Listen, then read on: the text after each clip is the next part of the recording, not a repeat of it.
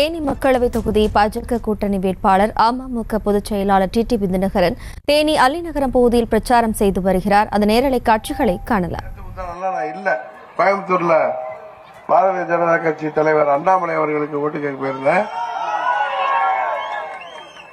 அங்க திருச்சி வேட்பாளருக்கு ஓட்டு கேட்டுட்டு சிவகங்கை போயிட்டு ராமநாதபுரம் போயிட்டு வர்றதுக்குள்ளார இங்க யாரோ வந்துட்டு போயிருக்காங்க.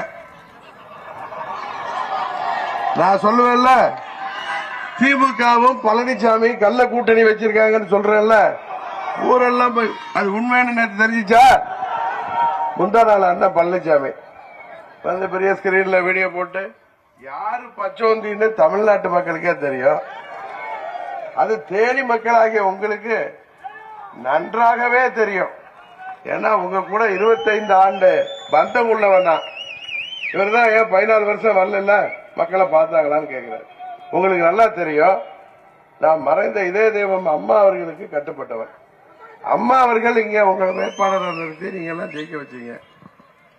11 வருஷம் 2004 நான் வெற்றி வாய்ப்பை இழந்தப்ப கூட அம்மா அவர்கள் உங்களுக்காக நான் பணியாற்றியதுனால என்ன ராஜ்யசபா உறுப்பினராக்கி இங்கே நான் பணியாற்றினேன்.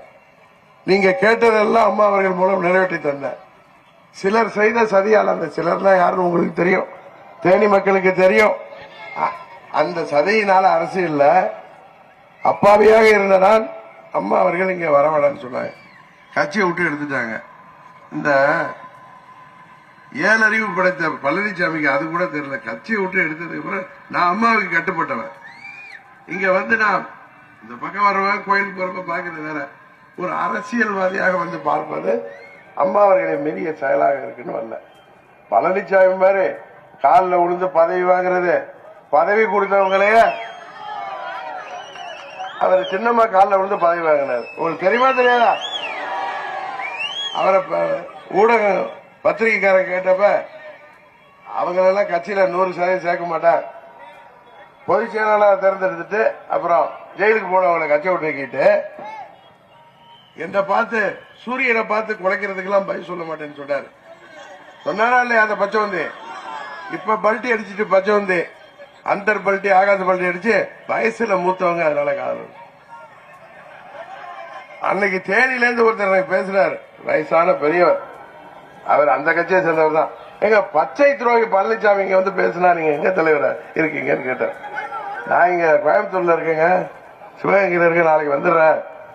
கரெக்டா அடுத்த நாள் பார்த்தா நம்ம முதலமைச்சர் வந்து இறங்கிட்டாரு. வந்து என்ன சொல்றாரு, காவல்துறையில பெண் காவலர்களை முதலமைச்சர் பந்தவத்துக்கு பயன்படுத்த மாட்டார். இவர் வர போறதும் சாயங்காலம். இவருக்கு என்ன அச்சுறுத்தல் இருக்கு? பகல்லாம் உச்சி வெயில கூட பெண் காவலர்கள் ரோட்ல இருந்தாங்களா இல்லையா? இவர் பேர் அவங்க அப்பா எந்த நேரத்தில் ஸ்டாலின் வச்சாருங்க. கொடுங்கோலரா இருக்காரு. தேர்தல் வாக்குறுதிகள்லாம் சொல்லி ஏமாத்தி விட்டாரு. இங்க வந்து என்ன பத்தி பேசுறாரு. என்ன பத்தி நான் 99 உங்கள்கிட்ட வரப்பே வழக்கு இருந்துச்சு, உங்களுக்கு தெரியும். என் மேல நரசிம்மராவ் இருந்தாரு, சிரிச்சுக்கிட்டே இருப்பாரு. அவர் காலத்துல அம்மா மேல உள்ள இதுல போட்ட வழக்கு, அதுல ஒண்ணு நியாயம் இல்லைன்னு இடையில என்ன நீக்கி விட்டாங்க. திரும்பவும் அந்த வழக்கு வந்திருக்கு, அப்படிதானே? அதை நான் வந்து சட்ட ரீதியா எதிர்கொள்றேன். வழக்குகள்ல இருந்து தப்பிக்க பாஜக போயிட்டான்.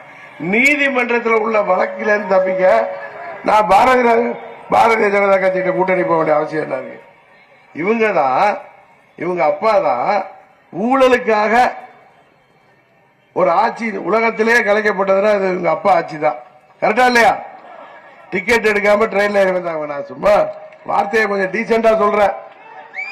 வித்தவுட் டிக்கெட்ல வந்த குடும்பம் ஊழலுக்காக கலைக்கப்பட்ட ஒரு ஆட்சி. செய்திகளை உடனுக்குடனும் துல்லியமாகவும் தெரிந்து கொள்ள சப்ஸ்கிரைப் பண்ணுங்க.